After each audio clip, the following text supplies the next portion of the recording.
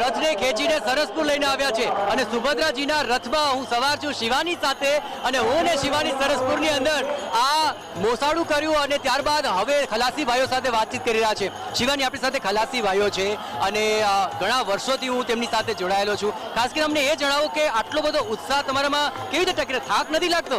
થાક બિલકુલ નહીં, ભગવાનની મહેરબાની એમ કૃપા છે અમારા ઉપર, જગન્નાથ ભગવાનની અમારા ઉપર કૃપા છે।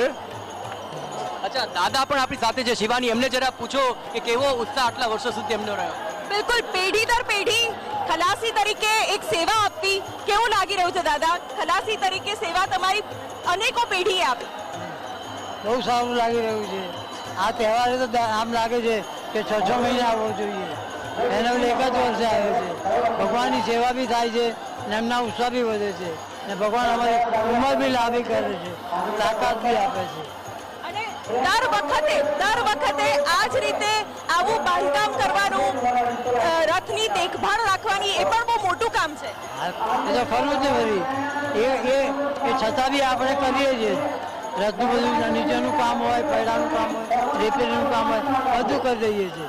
બિલકુલ જયેશ, એટલે વગર થાકે પેઢી દર પેઢી આ જ કામ કરવું, સેવામાં અવિરત પોતાનો એક ભાવ ભેળવવો, એ પણ એક બહુ મોટું કામ છે। બિલકુલ, અને હવે આપને સુભદ્રાજીના દર્શન કરાવીએ અને સુભદ્રીનું જે સ્વરૂપ છે આપ બતાવીએ। મહારાજજી, આપ સુભદ્રાજીનું જે સ્વરૂપ છે એ જરા દર્શન કરાવજો।